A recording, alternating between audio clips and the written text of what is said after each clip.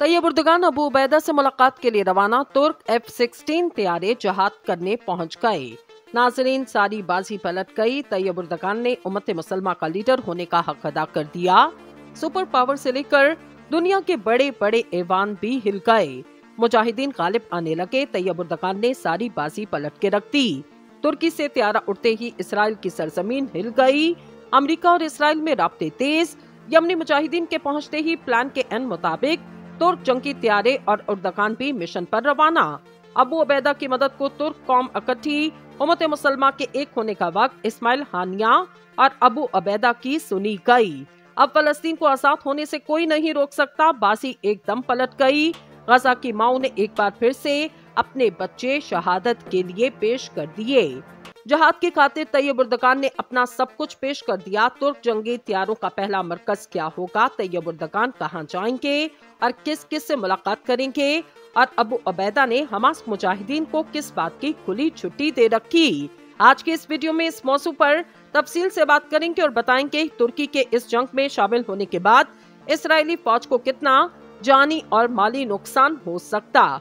Video में आगे बढ़ने से कबल आपसे गुजारिश है, हमारे चैनल को सब्सक्राइब करें और वीडियो को व्हाट्सएप और फेसबुक पर शेयर करें। नाजरीन, हालात कशीदा। अबू उबैदा की एक आवाज पर तैयब उर्दगान ने लब्बैक कह दिया। तुर्क जंगी त्यारों को अहम तरीन अहकामात जारी। कतर, कुवैत, बहरीन, ओमान और अमारात की आंखें खुली की खुली रह गईं। अमेरिकी फौज की टांगें कांप गईं। अल-कासम ब्रिगेड ने नहले पर दहला कर दिया। तैयब उर्दगान की एंट्री का सुनते पूरी दुनिया के यहूदियों की चीखो पुकार। सातवें आसमान पर क्या आने वाला वक्त इसराइली फौज के लिए मजीद खतरनाक होने जा रहा, और इसमें कौन कौन से मजीद इस्लामी ममालिक शिरकत करने जा रहे, बिला ताकीर मौजू के असल हिस्से की जानिब बढ़ते। नाज़रीन, खबर की बाकायदा तफसील में जाने से कबल आपको बताते चलें, तुर्की के सदर रजब तैयब उर्दगान ने कहा, हमास के खात्मे का मंसूबा हकीकत पसंदाना नहीं। तुर्की के नशरियाती इदारे NTV के मुताबिक उर्दगान ने कहा, इंसानी हमदर्दी की बुनियाद पर जंगबंदी में वक्फे के बाद गजा में अमन का मौका इसराइल के ना समझौता करने वाले रवैये की वजह से जाया हो गया। NTV के मुताबिक उर्दगान ने कहा, हमने हमेशा इस बात पर जोर दिया, हम इंसानी बुनियादों पर तवक्कुफ के बजाय मुस्तकिल जंगबंदी के हक में।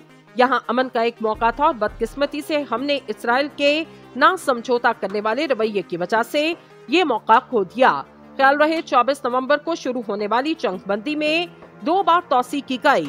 7 दिनों की जंगबंदी के दौरान खवातीन, बच्चों और गैर मुल्की यरकमालियों के साथ साथ मुतादिद फलस्तीनी कैदियों को रिहा किया गया, लेकिन सालिस मजीद रिहाई या जंग में वक्फे का कोई फार्मूला तलाश करने में नाकाम रहे। खबर एजेंसी के मुताबिक इन्होंने अक़वाम मुत्तहिदा के माहौलियाती तब्दीली पर दुबई में होने वाले COP28 के इजलास से वापसी पर कहा, तुर्की गजा की पट्टी में नस्लकशी पर इसराइल को सजा देने के लिए बैनुल अक़वामी फौजदारी अदालत में हर मुमकिन कोशिश करेगा। इन्होंने कहा, हम अपनी पूरी कोशिश करेंगे कि बैनुल अक़वामी फौजदारी अदालत को इस नस्लकशी के लिए सजा दे। ये न सिर्फ इसराइली वज़ीर-ए-आज़म नेतन्याहू की हुकूमत पर, बल्कि इन ममालिक पर भी सियाह धब्बा जो इसकी गैर मशरूत हमायत करते, और वो भी आने वाले बरसों तक अपनी खामोशी की कीमत अदा करेंगे। शनिचर की शाम एक ब्रीफिंग में इसराइली वज़ीर-ए-आज़म नेतन्याहू ने हमास के खात्मे और यरकमालियों की रिहाई को यकीनी बनाने के लिए तमाम अहदाफ हासिल करने तक इसराइली फौजी ऑपरेशन जारी रखने का अहद किया। ताहम इन्होंने तस्लीम किया, एक सख्त जंग हमारे सामने। जंग बंदी से पहले के मराहिल में फलस्तीनियों को शुमाली इलाकों को खाली करने के लिए कहा गया और लाखों शहरियों ने वहां से फरार इख्तियार किया और जुनूबी इलाकों में पनाह ली। शुमाली गजा का इलाका जंग के इब्तदाई मराहिल में इसराइल का बुनियादी हदफ।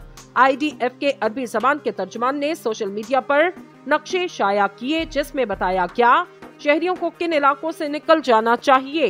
खान यूनिस के मशरिक के इलाकों के लोगों को मजीद जनूब में राफा में पनागाहों की तरफ जाने की हिदायत जारी की गई, जिससे जमीनी हमले के आगाज का इशारा मिलता।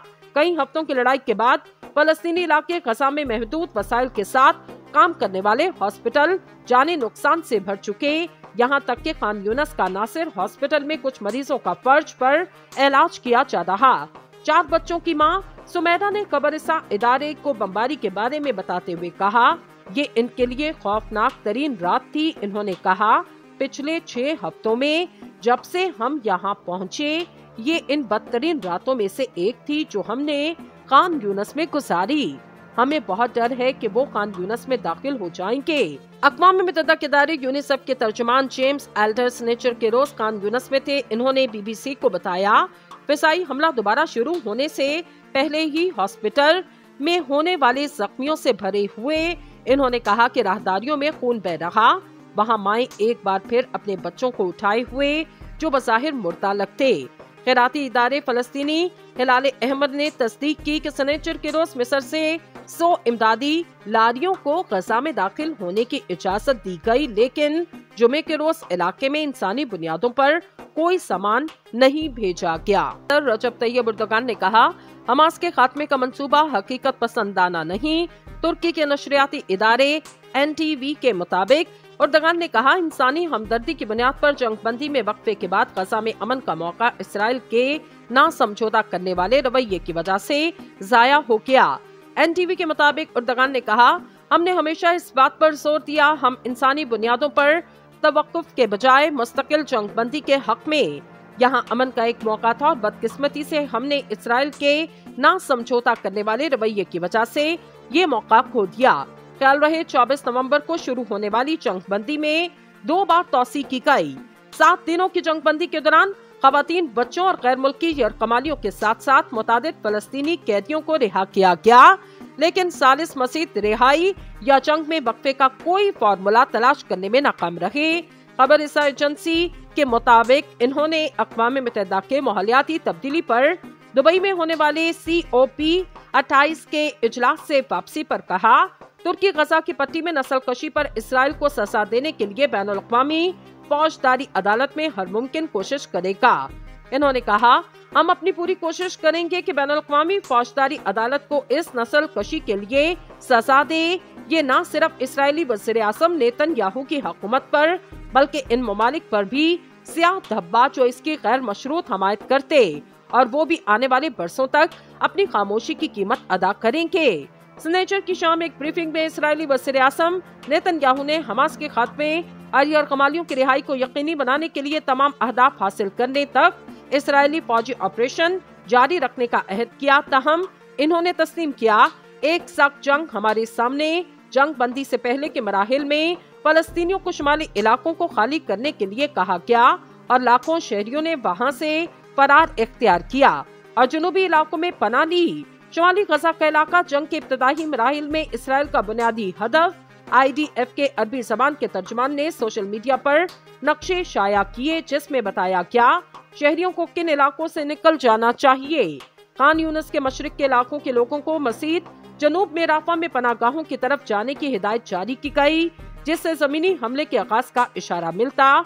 कई हफ्तों की लड़ाई के बाद फलस्तीनी इलाके गजा में महदूद वसाइल के साथ काम करने वाले हॉस्पिटल जाने नुकसान से भर चुके। यहाँ तक कि खान यूनस का नासिर हॉस्पिटल में कुछ मरीजों का फर्श पर इलाज किया जा रहा।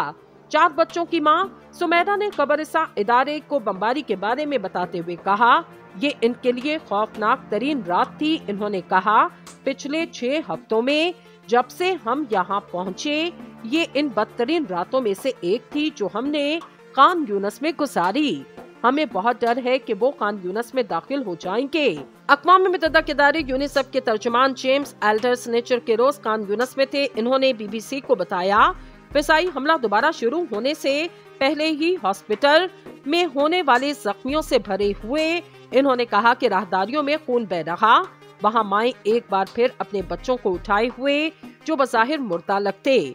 खैराती इदारे फलस्तीनी हिलाल अहमद ने तस्दीक की कि सनेचर के रोज मिस्र से 100 इमदादी लारियों को गजा में दाखिल होने की इजाजत दी गई, लेकिन जुमे के रोज इलाके में इंसानी बुनियादों पर कोई सामान नहीं भेजा गया।